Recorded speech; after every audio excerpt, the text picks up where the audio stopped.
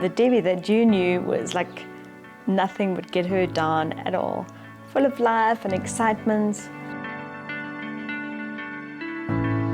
I woke up one morning with pins and needles in my legs. I went to a doctor. So she said to me, "No, there's nothing wrong with you. You've got a demyelinatory disease."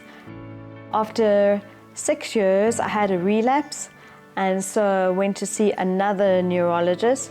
He had the worst bedside manner, and he just said to me, "It's 110% you have got MS."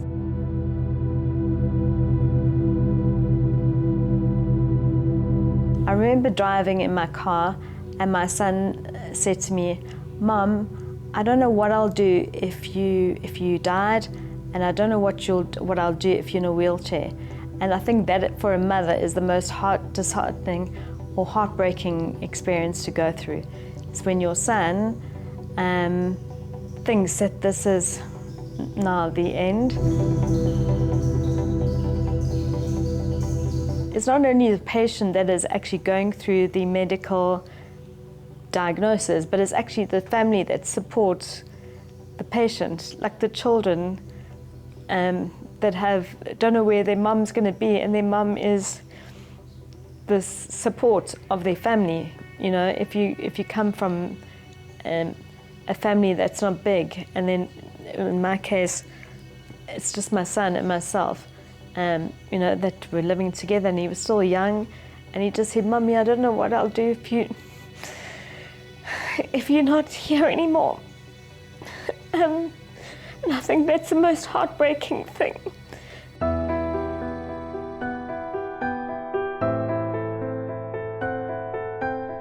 It just changes your whole world, because you think, I'm strong, I can do all of this. And then you realize, actually, no, I'm really not able to do things like that. And your whole life starts changing. This has been the hardest thing for me. I'm so grateful for all my friends that are there, always helping me emotionally. And I've got my housekeeper that is always there for me through thick and thin.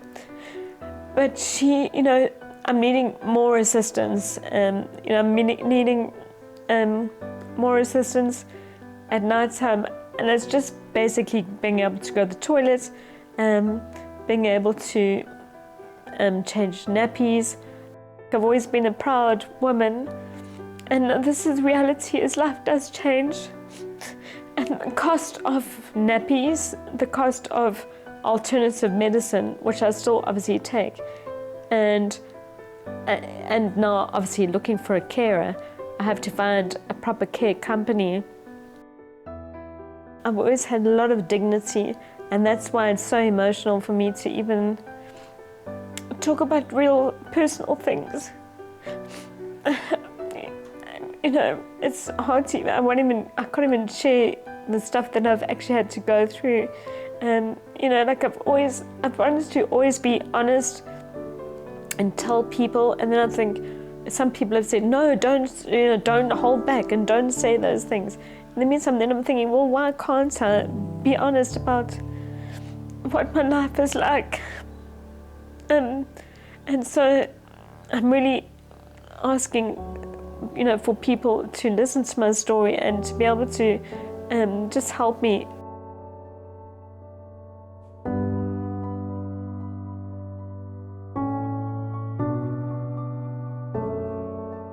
My health is progressively changing.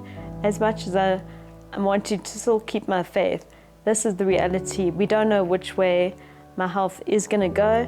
I'm hopeful still that things will look up.